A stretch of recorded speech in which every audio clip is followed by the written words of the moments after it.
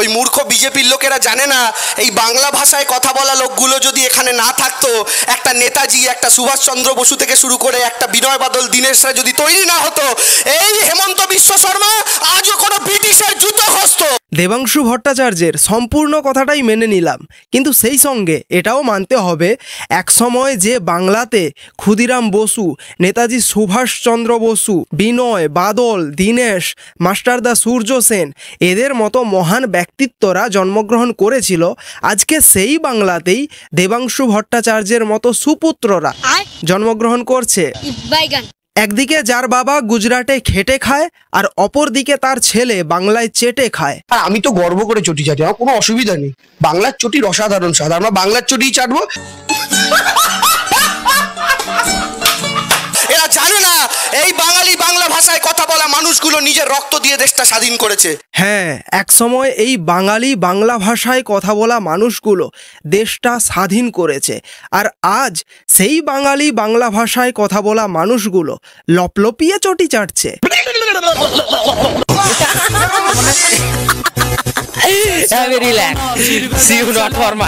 তবে হ্যাঁ, এটা তো বলতেই হবে, সবাই নয়, হাতে গোনা গুটি কয়েক। এই বাংলা ভাষায় কথা বলা একজন মানুষের লেখা জাতীয় সঙ্গীত আছে, আমরা গোটা দেশ উঠে দাঁড়িয়ে পাঠ করি। এই বাংলা ভাষায় কথা বলা একজনের লেখা দেওয়া জয় হিন্দ স্লোগান আজ আমরা দিই। এই বাংলা ভাষায় কথা বলা একজনের তৈরি করা বন্দে মাতরম স্লোগান ধ্বনি আমরা আজকে দিই। দেবাংশু ভট্টাচার্য প্রায় সবটাই বলল, কিন্তু একটা কথা বোধহয় বলতে ভুলে গেছে। বর্তমান সময়ে এই বাংলা ভাষায় কথা বলা একজন মহান ব্যক্তিত্বের কবিতাও এখন আমরা পড়ি। হাম্বা হাম্বা রাম্বা রাম্বা কাম্বা কাম্বা। দেখুন, তিনটে কথা। এক নম্বর কথা, এই 21শে জুলাই তৃতীয় মমতা বন্দ্যোপাধ্যায় সরকারের শেষ 21শে জুলাই, এবং এই 21শে জুলাই শপথ গ্রহণ করার 21শে জুলাই, যে চতুর্থ মমতা বন্দ্যোপাধ্যায় সরকারের প্রথম 21শে জুলাই যেদিন হবে, সেদিনকে যেন মমতা বন্দ্যোপাধ্যায় আরো দ্বিগুণ শক্তি নিয়ে বিধানসভার ভেতরে থাকেন। দেবাংশু ভট্টাচার্যরা যে ঠিক কতখানি ভয় পেয়েছে সেটা এদের বর্তমান সময়ের যে বক্তব্যগুলো সেগুলো শুনলেই বোঝা যায়। ভোট এখনো অনেক দূরে রয়েছে, প্রায় 6 থেকে 7 মাস এখনো বাকি রয়েছে, কিন্তু ভোট যত এগোবে এরা আরো তত স্পিচ দেবে, আরো বক্তব্য রাখবে মানুষের সামনে। কিন্তু আগেকার দিনে এরা যেই ধরনের বক্তব্য দিয়ে থাকতো, এদের বক্তব্যগুলোতে যে ধরনের জোশ দম খুঁজে পাওয়া যেত, বর্তমান সময়ের স্পিচগুলোতে সেই ধরনের যেন দম এবং জোশ খুঁজে পাওয়া যাচ্ছে না। গলায় যেন কেমন একটা কাঁপুনি ধরেছে। এই 21শে জুলাই তৃতীয় মমতা বন্দ্যোপাধ্যায় সরকারের শেষ 21শে জুলাই। এই 21শে জুলাইটা হচ্ছে মমতা বন্দ্যোপাধ্যায়ের তৃতীয়বারের সরকারের শেষ 21শে জুলাই। তাই দেবাংশুরা হয়তো এটাই ভয় পাচ্ছে, আলটিমেট এই 21শে জুলাইটা শেষ 21শে জুলাই না হয়ে যায়। চতুর্থবার কেন মমতা বন্দ্যোপাধ্যায়কে জেতাবো? কেন? ওরা তো ভালো কাজ করেছে, চোর হোক জাত ভালো। আর শক্তিশালী হয়ে 21শে একটা খেলা খেলেছেন, 26শে আরো একটা খেলার প্রস্তুতি নিতে হবে। এবারের খেলাটা কিন্তু ওয়ার্ল্ড কাপ, এটা মাথায় রাখতে হবে। এর আগে পর্যন্ত দেবাংশুরা তাহলে টেস্ট ম্যাচ খেলতো নাকি? ওই যে বললাম না, দেবাংশুরা যে ঠিক কতখানি ভয় পেয়েছে সেটা এদের বর্তমান সময়ের এই স্পিচগুলো শুনলেই বোঝা যায়। আর আমি 21শের মতোই আরো একবার বলি, ওদের অনেক প্লেয়ার, ওদের অনেক ক্ষমতা আছে, আর আমাদের একটা মমতা আছে।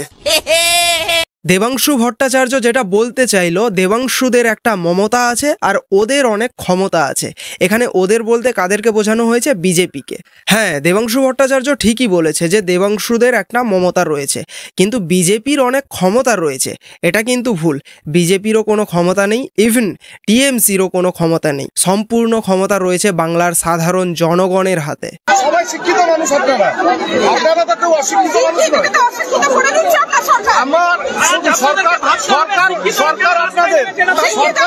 সরকার আপনারা বানিয়েছেন, আমরা বানাইনি। প্রথমত এই পুলিশ কর্তাকে স্যালিউট জানাই। ইনি যে কথাগুলো বললেন সেগুলো একদম বাস্তব খাঁটি কথা। ইনি ঠিকই বলেছেন যে ইনি এই সরকারকে আনেননি। কে এনেছে এই সরকারকে? সাধারণ জনগণেরাই, বাংলার সাধারণ মানুষেরাই এই সরকারকে এনেছে। আচ্ছা, আজ পর্যন্ত আমাদের রাজ্যে যতগুলো আন্দোলন হয়েছে আমরা দেখেছি, সেখানে ওই আন্দোলনগুলো দমানোর জন্য পুলিশকে কি করতে হয়? কখনো লাঠিচার্জ করতে হয়েছে, কখনো বা টিয়ার গ্যাস, জল কামান, ব্যারিকেড ইত্যাদি ব্যবহার করতে হয়েছে, বহু প্রচেষ্টা করতে হয়েছে। আর ঠিক তখনই যখন ওই আন্দোলনগুলোকে দমানো হয় তখন আমরা পুলিশের দিকে কি করি, আঙুল তোলার চেষ্টা করি। আমরা বলে থাকি যে পুলিশ কেন এরকম করছে। আচ্ছা, আমরা কি আজ পর্যন্ত সাধারণ একটা কথা ভেবে দেখেছি? একটা সাধারণ কথা ভাবুন তো, পুলিশ সে তো একটা নির্দিষ্ট পদে রয়েছে, তার ওপরের পদে আরেকজন পুলিশ রয়েছে এবং তার নিচের পদেও আরেকজন পুলিশ রয়েছে।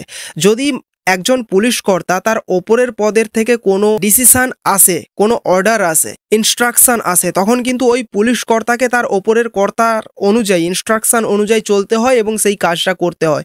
সুতরাং ওখানে ওই পুলিশ কর্তার কোনো কিছু করার থাকে না। তিনি যদি মানবিকতার খাতিরেও কিছু করতে চান তিনি কিন্তু করতে পারবেন না, কারণ তিনি একটা নির্দিষ্ট পদে সার্ভিস করছেন, চাকরি করছেন। সুতরাং তার ওপরের কর্তার কথা শুনেই তাকে চলতে হবে এবং তিনি সেটা করতে বাধ্য, কারণ তিনি চাকরি করছেন। তিনি যদি সেটা না করেন তাহলে হয়তো তার চাকরিটাই থাকবে না, তার জন্য তিনি সেটা করতে বাধ্য। সুতরাং আমরা যে এই পুলিশের দিকে আঙুল তুলছি, আদৌ কি পুলিশের দোষ? কারণ অর্ডারটা যেটা আসছে, যেটা ইনস্ট্রাকশন আসছে, সেটা তো একদম ওপর থেকে আসছে না। সুতরাং তাদেরই বা কি দোষ, একটু ভেবে দেখবেন। আমার সরকার সরকার সরকার আপনাদের সরকার আপনারা বানিয়েছেন, আমরা বানাইনি।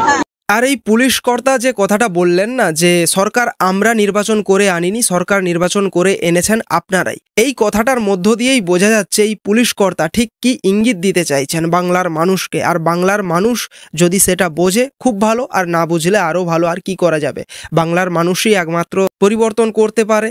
আর যদি না চান তাহলে সহ্য করুন, আর কি করার আছে। এক পায়ে মমতা বন্দ্যোপাধ্যায় 2021 লড়েছেন, আর এইবার 2 পায়ে লড়বেন। তাই বলি, এক পায়ে দিদি লড়েছেন, এক পায়ে লড়ে দিদি 215টা সিট পেয়েছেন। দেবাংশু ভট্টাচার্য এখানে ঠিক কি বলতে চাইছে? এক পায়ে দিদি লড়েছেন এবং এক পায়ে লড়ে 215টা সিট পেয়েছেন। তাহলে কি এবারে 2 পায়ে লড়ে 430টা সিট পাবেন? জয় বাংলা! জয় বাংলা! যতই নাড়ো কলকাঠি, 26শে নবান্নে আবার হাওয়াই চটি, হাওয়াই চটি, হাওয়াই চটি। क्या जोक मारा भाई। এটুকু বলতে চাই, বৃষ্টির জোর বাড়ছে আর তার সঙ্গে জোর বাড়ছে তৃণমূল কংগ্রেসের। এখানে সায়নী ঘোষের লজিকটা ঠিক কি আমি বুঝতে পারলাম না। বৃষ্টির জোর বাড়ার সঙ্গে সঙ্গে তৃণমূল কংগ্রেসের জোর বাড়ার সম্পর্কটা ঠিক কি আমি ঠিক বুঝতে পারলাম না। আপনারা যদি কিছু বুঝতে পেরে থাকেন একটু কমেন্ট করে জানাবেন তো। যাই হোক, এইবার আমরা একটু তাদের কথা শুনে নেব যারা এই 21শে জুলাইকে কেন্দ্র করে, শহীদ দিবসকে কেন্দ্র করে ওখানে উপস্থিত হতে চলেছেন। তারা ঠিক কি বলছেন একটু শুনবো। দিদি কি মুখ্যমন্ত্রীতেই বেঁধে থাকবেন নাকি প্রধানমন্ত্রী হওয়ার স্বপ্ন আপনারা দেখেন? প্রধানমন্ত্রী হোক, আমরা চাই দিদি প্রধানমন্ত্রী। We want PM. ভাই, তৃণমূল সমর্থকরা স্বপ্ন দেখছে দিদি নাকি প্রধানমন্ত্রী হবে। আমরা চাই দিদি প্রধানমন্ত্রী। We want PM.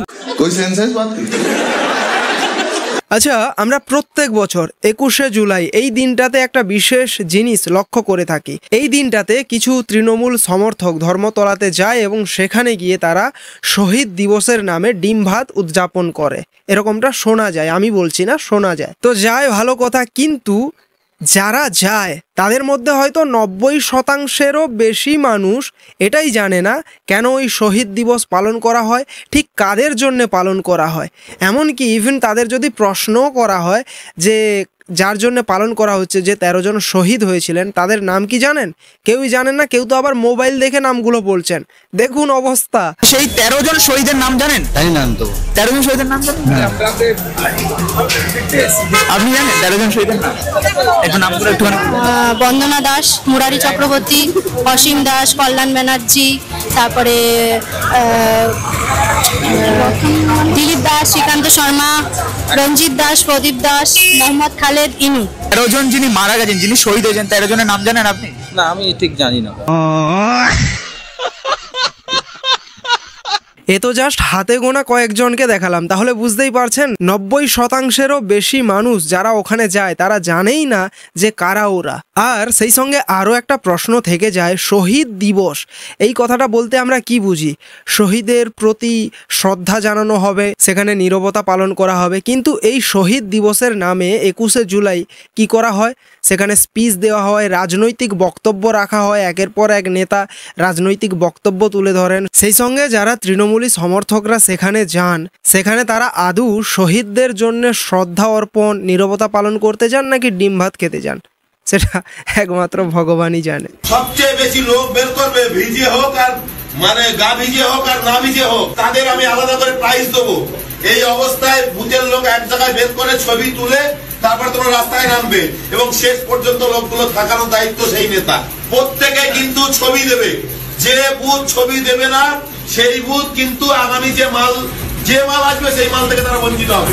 এই ভিডিওটা দেখার পর তো তো অবাক না, কেন অবাক হব না বলতো? এখানে একজন তৃণমূলের নেতা, তিনি সম্ভবত বুথ সভাপতিদেরকে এনে মিটিং করছেন এবং কি বলছেন, 21শে জুলাই যে বুথ থেকে সবচেয়ে বেশি লোক উপস্থিত হবে ওইখানে তাদেরকে প্রাইজ দেওয়া হবে। সেই বুথ ফটো তুলে দিতে হবে, যে বুথ থেকে সবচাইতে বেশি মানুষ আসবে সেই বুথকে প্রাইজ দেওয়া হবে। ইভেন এমনটাও বলা হচ্ছে যে বুথ থেকে মানুষ কম আসবে সেই বুথে পরবর্তীকালে যে সরকারি জিনিসপত্রগুলো অনুদান সেই বুথকে দেওয়া হবে না, যেখান থেকে মানুষ কম যাবে। তাহলে ভাবো, এইভাবে 21শে জুলাইয়ের জন্য লোক জড়ো করা হয়েছে।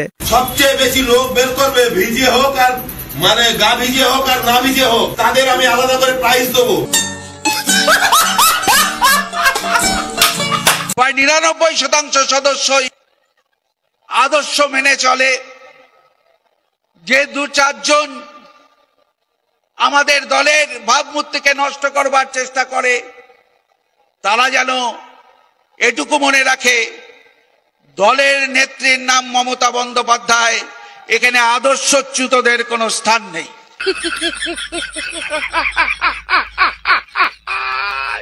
হ্যাঁ, একদম, এই দলে আদর্শচ্যুতদের কোনো স্থান নেই। তো বাস, আজকের ভিডিওটা এখানেই শেষ করছি। ভিডিওটা যদি ভালো লাগে তাহলে আগে ভিডিওটাকে একটা শেয়ার করে দিও, আর ভিডিওটাকে অবশ্যই একটা লাইক করো, কমেন্টস করো, আর চ্যানেলটাকে যদি না এখনো সাবস্ক্রাইব করে থাকো অবশ্যই সাবস্ক্রাইব করে নিও। তো দেখা হচ্ছে নেক্সট ভিডিওতে। জয় হিন্দ।